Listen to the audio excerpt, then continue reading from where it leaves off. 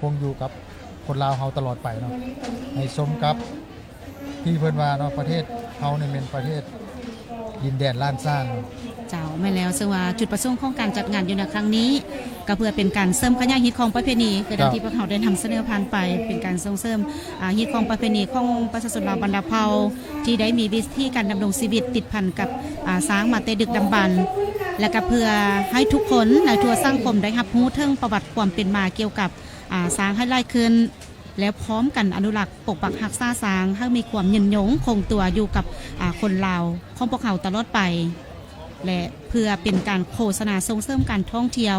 อยู่แขวงสัญญาบุรีก็คือสถานนรัฐประชาธิปไตยประชาชนลาวของพวกเขา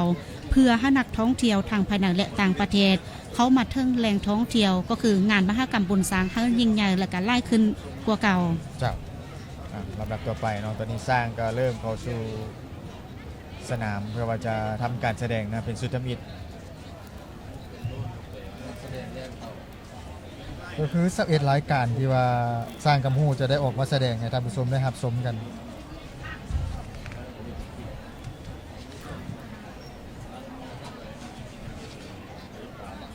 เราจะเห็นเนาะอ้อมขอบสนามหลวงอยู่ที่เมืองชัยบุรีเนี่ยเนาะเต็มไปด้วยมวลชนเนาะให้ความสนใจต่อมาร่วมชมเจ้าแม่นแล้วอยู่ในรายการทำอิฐนี้ช้างจะได้มีการคำนับแขกและก็ทาปฏิบัติขึ้นลงเราจะได้มีการคำนับคณะประธานหรือว่าแขกอยู่ในรายการทำอิฐและรายการที่2จะเป็นช้างเตะบานมาเบิงว่าช้างนี่จะเตะบานได้คือกับคนของพวกเขาหรือบ่และรายการที่3จะเป็นช้างโยนบวงรายการที่4ช้างเป่าคุยรายการที่5ช้างภูนำรายการที่6ช้างสัตว์มักปุ่มเป่ารายการที่7ช้างยางแข่งกันรายการที่8ช้างหยกซ่องข้านารายการที่9ช้างสักถุงซาดรายการที่10ช้างแกงบวงรายการที่11ช้างจับงวงให้คนนั่งรายการนี้ก็ถือว่าสำคัญช้างจะมีช้างซ่องโตมาจับเป็นงวงแล้วให้คนเฮานี้เป็นนั่งอยู่ในงวงช้างนะรายการที่12จะเป็นช้างฟ้อนลำบงช้างนี้จะฟ้อนลำบงคู่กับนักท่องเที่ยวก็คือคู่กับแขกที่เข้ามาเที่ยวชมเนาะจะมีเห็นในเมื่อวานนี้ตอนแรกตอนที่เพิ่นซ้อมเนาะสร้างจะมีทวนสร้างเนาะจะนำสร้างฟ้อนลำบงเอาไปเห็นเลยได้สัมผัสกับนักท่องเที่ยวเมื่อวานนี้เห็นก็ถือว่าเป็นบรรยากาศที่โอ้เบิ่งแล้วก็อิ่มอกอิ่มใจท่านผู้ชมคิดว่ามื้อนี้จะน่าตื่นเต้นกว่ามือที่ผ่านมาเพราะว่ามือนี้ก็ถือว่ามีมวลชนของพวกเขาให้ความสนใจในหลายๆกิจกรรมของช้างที่จะนำมาแสดงให้กับมวลชนพวกเขาได้เบิ่งได้ชมโดยเฉพาะก็แม่นทานผู้ชมที่กำลังติดตามรับชมการถ่ายทอดบรรยากาศสดๆในงานมหกรรมบุญช้างผ่านทางโทรภาพเพียงศาสตร์ลาวของพวกเขาอยู่ในปัจจุบันนี้ตอนนี้จะเป็นรายการทำอิฐช้างคำนับแขกพร้อมทางทาปฏิบัติขึ้นลงพวกเขามาเบิ่งนำกันว่าเพิ่นจะมีทาคำนับแบบใดเนาะสำหรับช้างน้อยนี่ก็คือเด็กน้อยเนาะท่านผู้ชมอาจจะบัญชายากแน่จะว่ามีความน่าฮักอยู่ในตัวของเพิ่นก็ถือว่าได้ผ่านการฝึกซ้อมและข้องควรช้างอยู่ในช้างแต่ละตัวที่ว่าได้นำมาร่วมแสดงอยู่ในงานครั้งนี้เริ่มแล้วท่านผู้ชมตอนนี้เริ่มให้คำนับแล้วรายก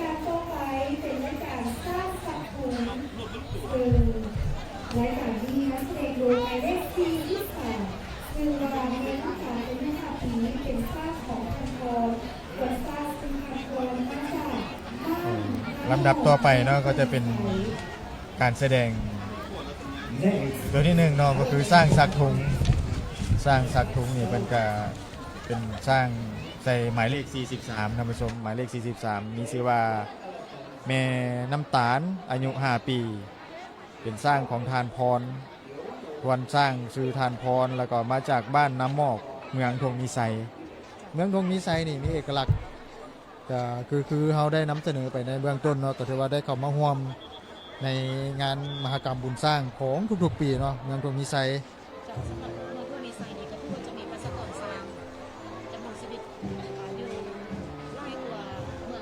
เนาะถัดจากเมืองฮงซาจะเป็นเมืองทงมีไซที่ว่ามีประชากรสร้างที่อาศัยอยู่หลายกว่าเมืองอื่นๆอยู่ในทั่วแขวงปัจจุบันนี้บรรณาทานกำลังหับชมบรรยากาศแนวสร้างไม้เล็ก 43 มีชื่อว่าแม่น้ำตาลอายุ 5 ปี ที่เพิ่นแสดงเป็นสร้างข้องทานพรผลสร้างก็เป็นทานพรมาจากเมืองทงมีไซนำแสดงด้วยการซักทุ่งซาดสำหรับสร้างตัวที่ 45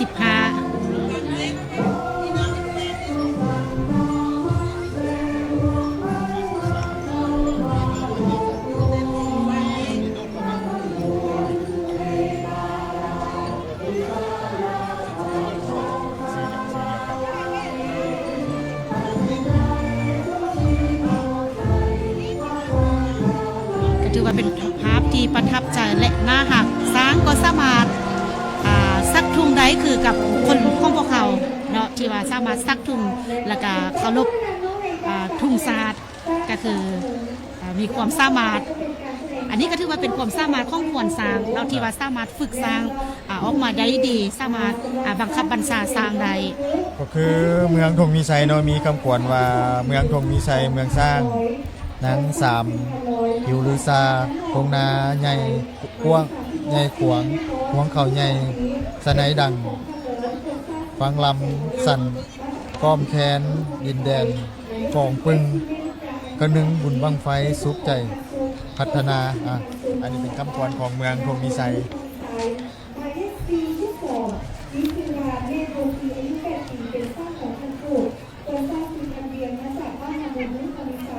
หมายเลข43คือว่าดอกคำพูดอายุ64เป็นสร้างของพันหงคนสร้างคือพันวอนมาจากบ้านแก่รุ่นทีไซหมายเลขและรายการแสดงต่อไปจะเป็นช้างมอบโซดอกไม้ซึ่งมีจำนวนช้างเก้าตัวนำกันที่จะมามอบโซดอกไม้ให้ทางคณะประธานอยู่ในหน้าเวทีของพวกเขาว่าจะเป็นบรรยากาศแนวใดพวกเขามารอติดตามนำกันว่าอยู่ในรายการนี้จะมีความประทับใจมีภาพประทับใจให้กับบรรณาทานได้เบิ่งได้ชมคืนแนวใดสำหรับสร้างมอบโซดอกไม้ก็คือสร้างตัวที่หนึ่งก็มีชื่อว่าเมมวนอายุ 32 ปีเป็นสร้างของทานลอยชื่อทวนสร้างก็เป็นทานลอยมาจากบ้านน้ำหมอกเมืองทงมีไซแล้วก็หมายเลข36ก็ชื่อว่าแม่หมอนอายุ 22 ปีเป็นสร้างของทานเหลิมควรสร้างก็คือทานแสงอรุณมาจากบ้านธาตุเมืองทงมีไซสำหรับสร้างไม้เล็ก41มีชื่อว่าแม่มุกดาอายุ8ปีเป็นสร้างของทานสุขคนสร้างซื้อทานสุขมาจากบ้านนามนเมืองทงมีไซ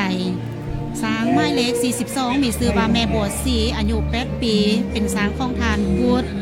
คนสร้างซื้อทานเวียงมาจากบ้านนามนเมืองทงมีไซเช่นเดียวกันเจ้าคนนี้ก็เป็นภาพแล้วก็ความประทับใจเนาะครั้งหนึ่งที่ว่าได้มาร่วมในงานมากับบุญสร้างอยู่ที่แขวงศรีบุรีมอบช่อดอกไม้ในการนำภาครัฐเนาะที่ว่ามาร่วมชมในพิธีเปิดงานมากับบุญสร้างในปี 2026เป็นครั้งที่19เนาะปีนี้เนาะแล้วก็สร้างหมายเลข43นี่มีชื่อว่าดอกคำพุดอายุ6ปีเป็นสร้างของทานหงวันสร้างก็คือทานวอนมาจากบ้านแดนเมืองทงมีไซแล้วก็สร้างหมายเลข45ชื่อว่าแม่น้ำตาลอายุ5ปีเป็นสร้างของทานพรวันสร้างก็คือทานพรเองเนาะมาจากบ้านหมอกเมืองทงมีไซและพร้อมด้วยสร้างไม้เล็กซ่องมีชื่อว่าแม่บุญสวนอายุนี่ก็ถือว่าได้27ปีแล้วสำหรับแม่บุญสวนเป็นสร้างของทานส้มพรควรสร้างซื้อทานหลดมาจากบ้านบัวบานเมืองปากลายและสร้างไม้เล็ก40มีชื่อว่าแม่คำเพียนอายุ43ปีเป็นสร้างของทานวิสัยควรสร้างซื้อทานวิสัยมาจากบ้านแดดเมืองทงมีไซเจ้าแล้วก็สร้างหมายเลข4มีชื่อว่าพายคำเพ็งอายุ34ปีเป็นสร้างของทานบุญทันควรสร้างก็คือทานสิงห์มาจากบ้านน้ำพรเมืองเทียงเจ้าก็ถือว่าผ่านไปเนาะสำหรับรายการสร้างมอบโซดอกไม้ให้กับคณะประธานและรายการต่อไปก็จะเป็นสร้างยืนยกซองคานาและซองคาลัง จะมีช้างอยู่นำกัน4โตวที่จะมาแสดงอยู่ในฮอบนี้ เจ้า จะเป็นช้างไม้เล็ก46มีชื่อว่าแม่โฟวินก็ถือว่าเป็นอายุที่ว่าน้อยเนาะอายุ3ปีเป็นช้างของทานบุญทานบันก่อนช้างซื้อทานบุญหลองมาจากบ้านนามนเมืองทงมีไส เจ้า และช้างไม้เล็ก48มีชื่อว่าแม่คำมูลน้อยอายุ3ปีเป็นช้างของทานทองเหรียญคนช้างซื้อทานไผ่วันมาจากบ้านนานอกเมืองทงมีไส แล้วก็สร้างหมายเลข45ก็คือแม่น้ำตาลเนาะ เจ้า อายุ5ปี แต่ว่าเฮามาไล่รวมเบิ่งโดยรวมแล้วปัจจุบันนี้สร้างที่ว่ามีอายุหลายที่สุดนี่เฮาเห็นสร้างหมายเลข40มีชื่อว่าแม่คำเพียรเนาะอายุ43ปีเป็นสร้างของทานวิไซวันท่านเป็นทานวิไซเองเนาะ เจ้าแม่แล้ว มาจากบ้านแดดเมืองทมวิไซ เจ้าแต่สำหรับรายการที่พวกเขาจะได้ติดตามรับชมอยู่ในรายการที่ 4 นี้เนาะเป็นอาสาช้างยืนยกทรงคณะและทรงคาลัง จะสังเกตเห็นได้ว่าอยู่ในรายการนี้จะมีช้างที่นุ่มน้อยเนาะมีช้าง8ปี5ปีแล้วก็3ปีที่จะได้มาแสดงอยู่ในรายการที่ 4 นี้ก็คือการที่ว่าช้างทั้ง2ตัวจะมายกทรงคณะและก็ทรงคาลังให้กับบรรดาทานได้เบิ่งได้ชมกันอยู่ในปัจจุบันนี้อยู่ทางหน้าจอโทรทัศน์พวกเขา เจ้า นี่โดนไหนนี่ยิงเลย อ๋อ ตอนนี้ช้างกำลังแสดงยกทรงคณะยกทรงคณะให้กับบรรดาทานได้เบิ่งได้ชมยกทรงคณะและเพิ่นจะได้มีการยกทรงคาลังให้โซอีกว่าซั่นเพิ่นว่าจะเป็นช้างแม่โฟวินและก็ช้างแม่คำมูลน้อยช้างแม่น้ำตาลช้างแม่บัวซีในซีตัวนี้ที่จะมาแสดงให้กับบรรดาทานได้เบิ่งได้ชมนำกัน ฟังนะยังบินอยู่เลย มีช้างไม้เล็ก43 42และก็45 46ก็สำเร็จไปเนาะสำหรับรายการที่ 4ช้างยกทรงคานาและยกทรงคาลัง สร้างเส้นไฟเสียงแคนของและแสงซึ่งแสดงโดยหมายเลข และรายการที่ 5 จะเป็นการแสดงข้องช้างเต็นท์ใส่เสียงแขนกองและแสงใส่ช้างอยู่ประมาณ7ตัวที่มาจะแสดงอยู่ในรายการที่ 5 นี้บรรดาทานจะเป็นช้างที่มีชื่อว่าดอกคำพูดอายุ6ปีเป็นช้างข้องทานหงส์ผลช้างซื้อทานบอนมาจากบ้านแดดเมืองทงมีไส เจ้าแล้วก็จะมีสร้างหมายเลข45ก็คือแม่น้ำตาลอายุ5ปี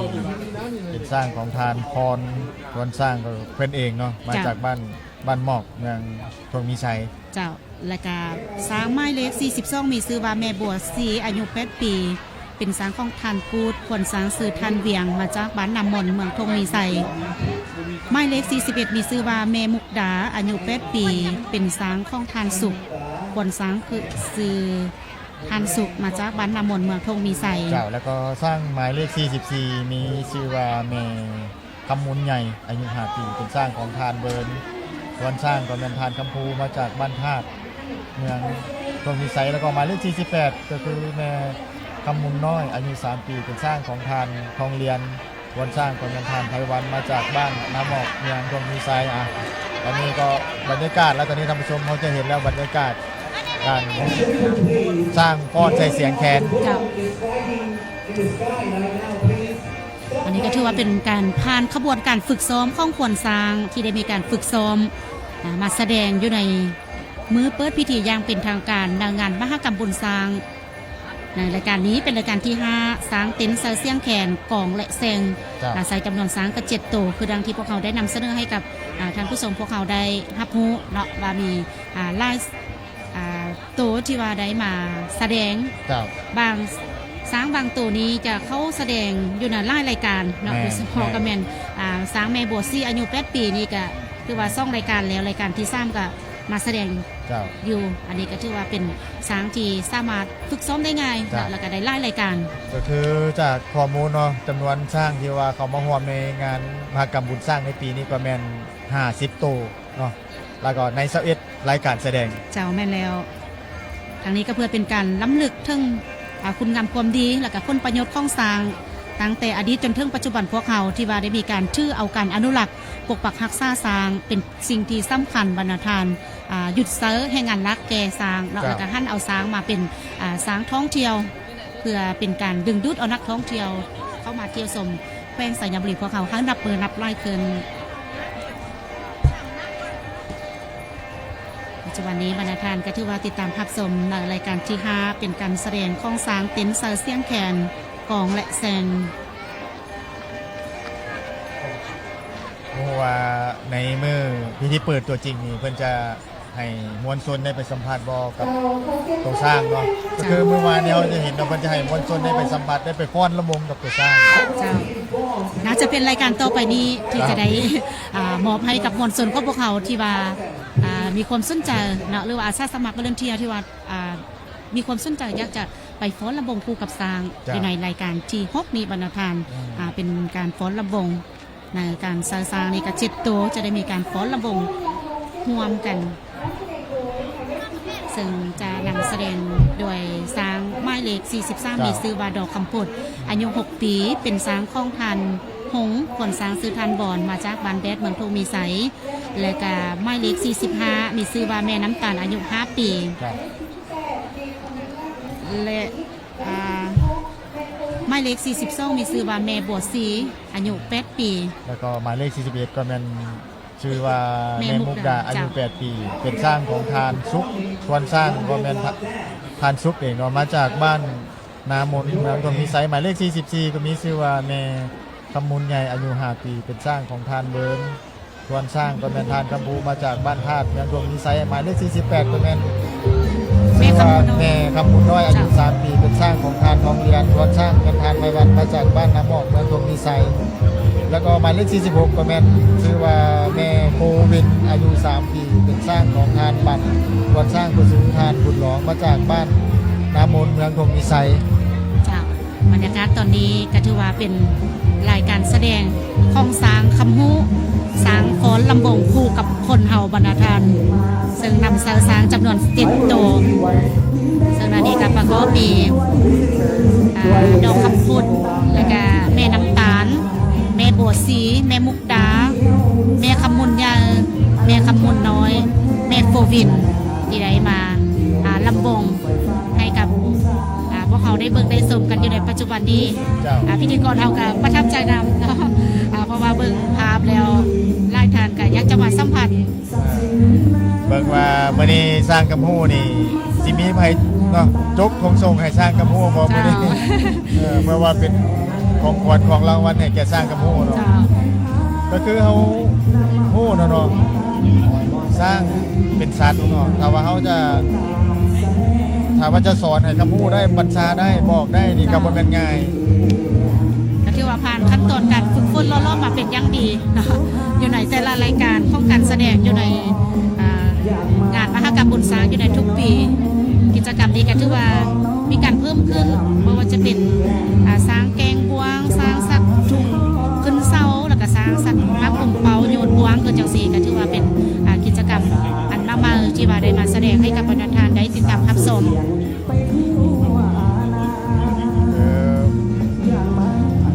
หมายเลข45ก็คือดังแม่น้ำตาลเนาะเมื่อกี้นี่ก็อายุก็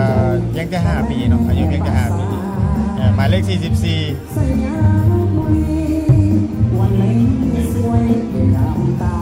ไปแล้วถ้าว่าสร้างบ่คุ้นเคยกับการดำรงชีวิตร่วมกับคนเวลาที่พวกเขาเปิดเพลงเกิดจากสีสารอาจจะแตกตื่นแต่ว่าปัจจุบันนี้พวกเขาหันเป็นการท่องเที่ยวเนาะจึงเฮ็ดให้สร้างนี้ก็ถือว่าคุ้นเคยกับคนก็คุ้นเคยกับสร้างก็ถือว่าเป็นคือดังกับครอบครัวที่ว่าอาศัยอยู่นำกันร่วมกันเป็นคนในครอบครัวกันเลยเนาะสำหรับคนกับสร้างถือว่ามีการผูกพันกันมาแต่ดึกดำบรรพ์จนถึงปัจจุบันนี้ซึ่งแสดงออกคือดังที่แสดงให้กับบรรดาทานได้ติดตามรับชมอยู่ทางบ้านก็คือพ่อแม่พี่น้องชาวสยามบุรีอยู่ทางเดินสนามหลวงของพวกเขานั่นเองหมายเลข41ก็คือแม่มุกดาเนาะอายุ8 ปีอายุ8 ปีเป็นสร้างของทานซุกส่วน คนสร้างทานสุกเองเนาะมาจากบ้านน้ำมนต์เมืองดงมีไซ ภาษาขยันปลูกเลี้ยงสร้างชื่อเสียงไปทั่วอาณาอย่างมันเป็นเธอโอ้น้องเอ๋ยอย่ามีร้ายใจน้ำ วันศุกร์คือว่าของคอยเนาะติดขอบสนามเนาะของคอยติดขอบสนามเพราะว่ารอชมการแสดงของสร้างกำโพเนาะหมายเลข 48 นี่เป็นชื่อว่าแม่คำมุนน้อยอายุ 3 ปี เป็นสร้างของทานโรงเรียนส่วนสร้างเป็นทานไทวันมาจากบ้านน้ำหมองเมืองดงมีไซ เจ้าผมจะสังเกตเบิ่งว่าตามสถิติการแสดงเนาะสร้างนี่จะมาจากเมืองทงมีไสหลายกว่าเมืองอื่น เจ้า ๆซึ่งวันอยู่ในปี2026นี้ก็ชื่อว่ามีจำนวนช้างเข้าร่วม50ตัวและดีก็มีช้างเพศแม่นี่ก็35ตัวเพศผู้15ตัวและเดี๋ยวนี้ก็มาจากเมืองสัญญบุรี16ตัวเมืองเพียง5เมืองปักลายซีเมืองทงมีไสนี่ก็ถือว่ามีถึง25ตัว เจ้า ที่ได้นำเอาช้างเข้าร่วมในงานมหกรรมบุญช้างในปี2026นี้ แต่ว่ามาจากดงมีไซหลายคนโมเนาะห้องลงมาก็เป็นเมืองไซยบุรี จะอันนั้นก็ถือว่าเป็นสถิติของช้างที่ว่าเข้าร่วมในงานอยู่ในปีนี้และรายการต่อไปจะเป็นการรายแสดงของช้างแกงบวงซึ่งจะนำเสือช้างจำนวน4ตัวนำกันท่านผู้ชม เจ้า ซึ่งอันนี้ก็ถือว่ามีช้างไม้เล็ก43มีชื่อว่าดอกคำพุดอายุ6ปีและก็ช้างไม้เล็ก46มีชื่อว่าเมโฟวินอายุ3ปีช้างไม้เล็ก45มีชื่อว่าแม่น้ำตาลอายุ5ปีแล้วก็ช้างชื่อแม่น้ำตาลเนาะอายุ5ปีแล้วก็ช้างไม้เล็ก42มีชื่อว่าแม่บัวสีอายุ8ปีที่จะมาแสดงในรายการแกงบวงอยู่ในสุดนี้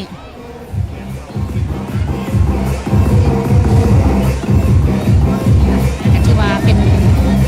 ช้างไม้เล็ก46แม่โฟวินประธานไม้เล็ก42ลีลาก็ธรรมดาตอนนี้เพิ่นกำลังแกงบวงสู่ออกสู่สายตาให้กับบรรดาท่านได้เบิ่งได้ชมกันอยู่ทางจอโทรภาพของพวกเขาปัจจุบัน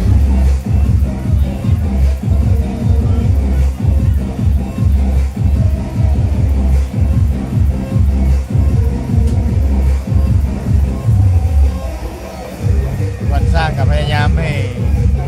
สร้างของตัวเองนดยืนเนาะ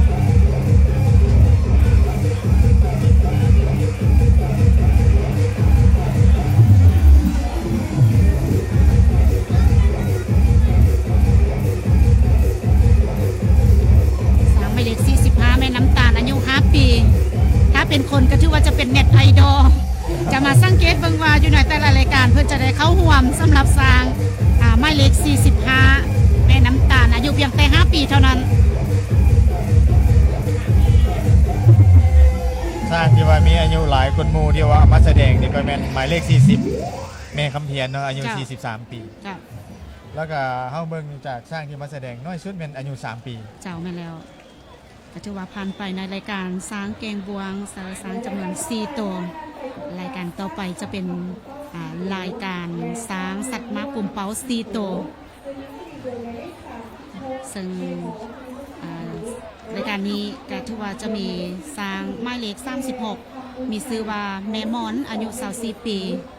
และก็ช้างไม้เล็ก40มีชื่อว่าแม่คำเพียนอายุ43ปี ครับ และพร้อมเดียวกันนั้น ก็มีหมายเลข44เนาะแม่คำมุนใหญ่เนาะอายุ จ้ะ 5 ปี แล้วก็มีหมายเลข42แม่โมซีอายุ8 ปี จะอยู่ในช้างจำนวน4ตัวนี้จะมาแสดงในรายการช้างสัตว์มากกลุ่มเปาจะมาเบิ่งว่าช้างตัวใดจะมีความแม่นยำก้นกันที่จะสัตว์มากกลุ่มเปาได้ดีก่อนสำหรับช้างทั้ง4ตัวนี้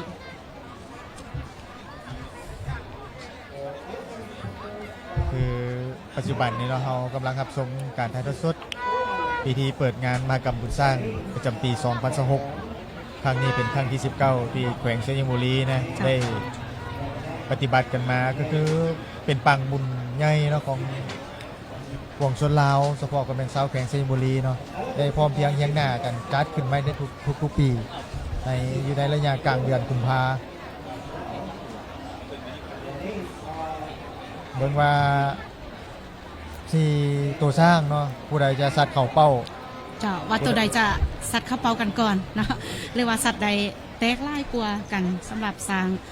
ทาง4ตัวนี้โดยเฉพาะก็แม่นแม่มอน โอ้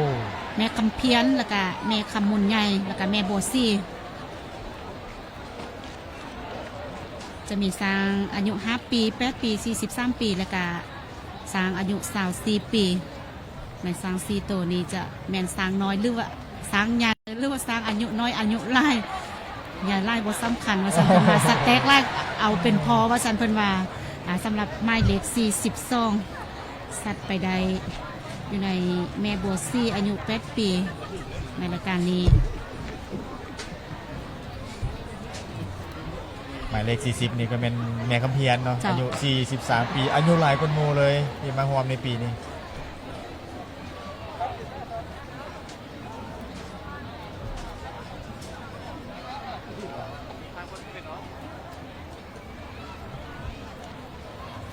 ก็คือปัจจุบันนี้นะคะว่าเจ้าเฮาจะมาเว้าถึงการแสดงของสัตว์เนาะสัตว์นานาชนิดอยู่ในบ้านเฮายังบ่มีโรงละครที่ให้มีแสดงสัตว์แต่ว่ามีปีหนึ่งมีเดือนหนึ่งก็คือมีแต่อยู่ที่แขวงชัยบุรี เจ้า ก็คือบุญสร้างได้นำเอาสร้างมาแสดงกิจกรรมต่างๆมาสร้างกำหู้นอกจากมาแสดงในกิจกรรมแล้วเนาะหลังจากมื้อนี้เนาะพิธีเปิดอย่างเป็นทางการมื้อวันที่14หาวันที่16ก็ท่านผู้ชมสามารถมาสัมผัสกับใกล้ชิดติดแพทย์กับสร้างได้ เจ้า จะเป็นการขี่สร้างสมเมืองหรือมาป้อนอ้อยสร้าง หรือว่ามาเล่นกิจกรรมแบบนี้กับสร้างก็ได้ เจ้าแล้วก็ถือว่ามีไล่กิจกรรม ขอเสียงปรบมือ ไปกับวรรณทานได้มาเบิ่งมาชมแล้วก็มาเบิ่งวิธีการดำรงชีวิตของสยามบุรีพวกเขาแต่ว่าปัจจุบันนี้พื้นท่านโครงรางว่าเรื่องการไปมานี่ก็สะดวกสบายเนาะ เจ้า คือระยะที่ผ่านมา5ปีล่าง10ปีล่างนี่ก็จะได้มีการข้ามบักเนาะจากล่วงพะบางมาสยามบุรีคือจังซี่ก็มีความยุ่งยาก แต่ว่าปัจจุบันนี้ก็มีขั้วข้ามกันแล้วสำหรับร่องพะบางไสยะแล้วก็ทางสารคามมาทางแพร่เมียงจันทน์เนาะมาสัญญาบุรีก็มีขั้วข้ามกันแล้วสำหรับแม่น้ำคลองพวกเขาก็ถือว่ามีความสะดวกสบายให้กับนักท่องเที่ยวสามารถไปกลับก็ได้เนาะระยะทางกับบ่ได้ไกลหลายจังสันกระเซินสวนบรรณาทานที่ว่ามีความสนใจอยากจะมาสัมผัสบรรยากาศงานมหกรรมบุญสร้างมีโอกาสกันอยู่บรรณาทานสำหรับปี2026นี้เพราะว่าจะมีจนถึงวันที่16 เจ้า จะได้มีการปิดงานอย่างเป็นทางการ แต่ว่าบรรณาทานการมีความสนใจการสำหรับมาสัมผัสกับบรรยากาศใดในปัจจุบันนี้บรรณาทานก็กำลังรับชมบรรยากาศโดยรวมโดยเฉพาะก็เป็นรายการสร้างสัตว์มักปุ่มเป่าซีโตเนาะได้มีการนำเสนอก็คือถ่ายทอดสดให้กับบรรณาทานได้ติดตามรับชมอยู่ทางบ้าน เมื่อกี้นี้ก็ภาพตัดไปก็เป็นทั้งทานคำพันธ์เผยยวงศ์ เจ้าก รรมการกรมการเมืองศูนย์การพักเลขาธิการศูนย์การพักหัวหน้าคณะโฆษณาอบรมศูนย์การพักประธานทฤษฎีศูนย์การพักเนาะก็คือว่าให้เกียรติเข้ามาร่วมในพิธีเปิดในมื้อนี้ก็ท่านก็ได้ลงไปลั่นคล้อง9 บาท แล้วก็ได้ร่วมรับชมบรรยากาศของการแสดงของสร้างคำฮู้ เจ้าตอนนี้จะเป็นรายการแสดงข้องสร้างโดยเฉพาะกับแมนสารโยนบานบวง จะใช้จำนวนสร้างนี้นำกันนี้ก็ถือว่ามี4ตัวเนาะจะเป็นสร้างหมายเลข40มีชื่อว่าแม่คำเพียนสร้างตัวนี้ก็ถือว่ามีอายุสูง เจ้า เนาะได้43ปีแล้วบรรณาทานเป็นสร้างจากบ้านแดดเมืองพงมีไซเพิ่นจะมีการโยนบวงเป็นโตทำอิฐอยู่ในสร้างโต40 ครับอีกหมายเลข40ก็คือแม่คำเพียนแล้วก็หมายเลข36ก็เป็นแม่หมอนเนาะอายุ24ปีแล้วก็หมายเลข41แม่มุกดาอายุ8ปีแล้วก็หมายเลข42ก็แม่บัวศรีอายุ8ปีที่ว่าจะมาแสดงในกิจกรรมโยนบานบ่วงสองตัวเมื่อกี้นี่แม่นบ่เข้าเนาะโอ้เป็นเสียงตบมือเนาะหมายเลข40ก็คือแม่คำเพียนอายุ43ปีอายุหลายคนหมู่เลยแล้วก็ร่วมกิจกรรมเกือบทุกรายการ เจ้าแม่แล้วก็ถือว่าผ่านการฝึกซ้อมมาหลายปี เจ้า ก็ถือว่าเป็นสร้างอาวุโสสำหรับปีนี้ก็เพิ่มขึ้นอีกเติมสำหรับสร้าง มาเบิ่งว่า แม่คำเพียร แม่มอนนี่จะโอ้แม่มอนอายุ24ปีเนาะสร้างของท่านเหลิมคนสร้างก็เป็นท่านแสงอรุณมาจากบ้านภาคเมืองทงวิสัย 42นี่ก็แม่นชื่อว่าแม่บัวศรีเนาะอายุ8ปีเป็นสร้างของทานกูดตอนสร้างบรรทันเลี้ยงมาจากบ้านน้ำมงเมืองพลพิชัย ก็ถือว่าสร้างความประทับใจให้กับบรรดาทานแขกที่มานั่งชมนั่งเสียอยู่ในปัจจุบันนี้เฉพาะก็เป็นกิจกรรมข้องสร้างที่มีให้กับรายทานได้สร้างซีซั่นให้กับงานเนาะสำหรับการแสดงข้องสร้าง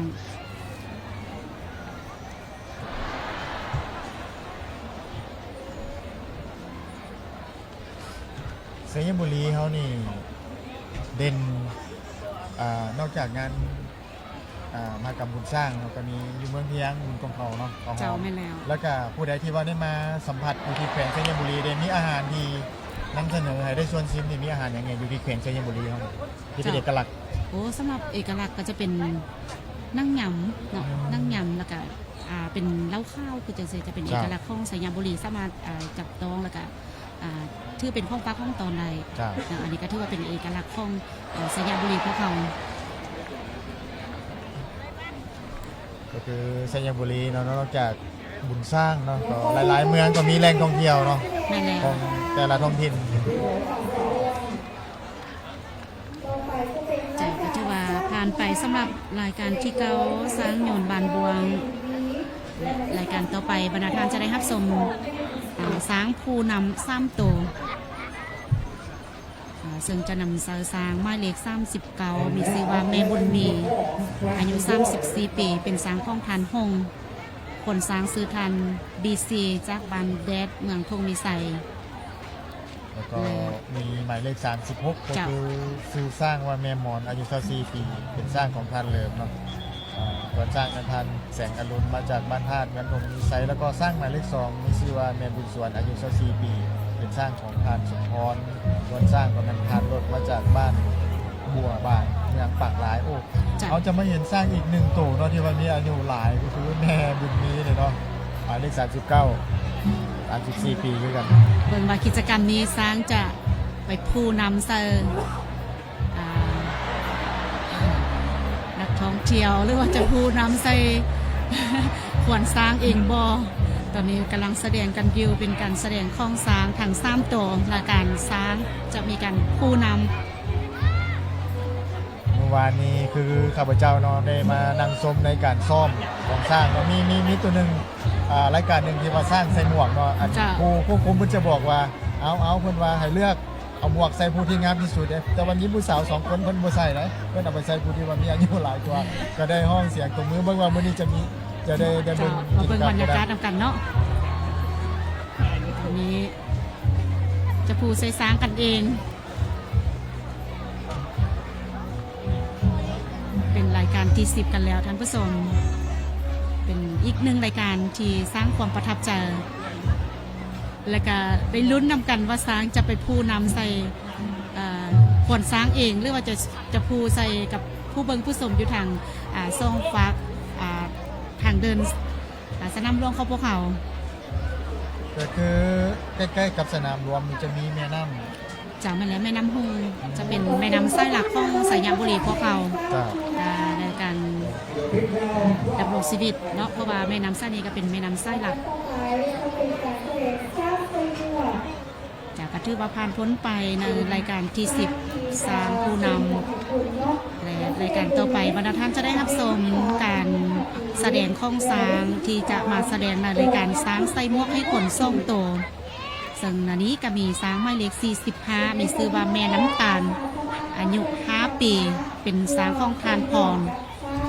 ควรสร้างกระซื้อทานพรมาจากบรรดานอกเมืองทงมีไซและก็สร้างหมายเลข43มีชื่อว่าแม่ดอกซื้อดอกคำพุดอายุ6ปีเป็นสร้างของทานหงควรสร้างเมนทานบอนมาจากบานแดดเมืองทงมีไซบานอายบานนองเพิ่นมานำกันมาใส่สำหรับสร้างทางซ่องเบอร์นี้เป็นสร้างหมายเลข45และ43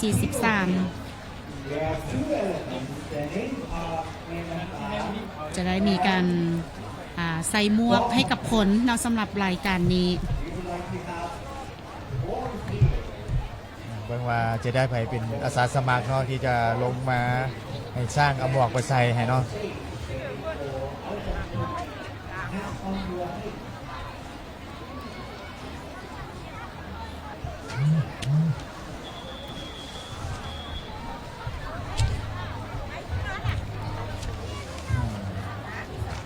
มีนักท่องเที่ยวเนาะนักท่องเที่ยว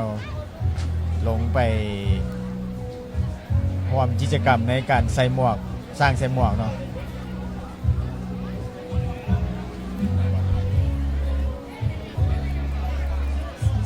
เบิ่งว่าจะเลือกใส่ให้ไผ จ้ะสำหรับสาวหมายเลข45แม่น้ำตาล เพราะว่า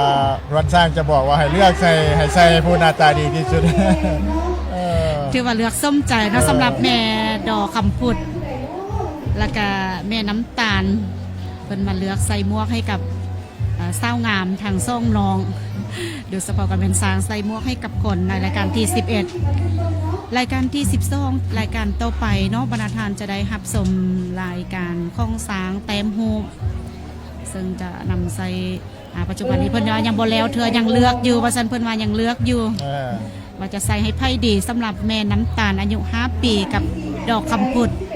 อายุ6 ปีจะใส่ให้ผู้เก่าหรือจะใส่ให้ไอ้บ่าวเนาะตอนนี้ตอนนี้เพิ่นก็ถือว่าเลือกใส่ เอาได้เบอร์หนึ่งก็ได้แต่ยังก็อยากให้อยู่เนาะขอเสียงปรบมือให้ดังเลย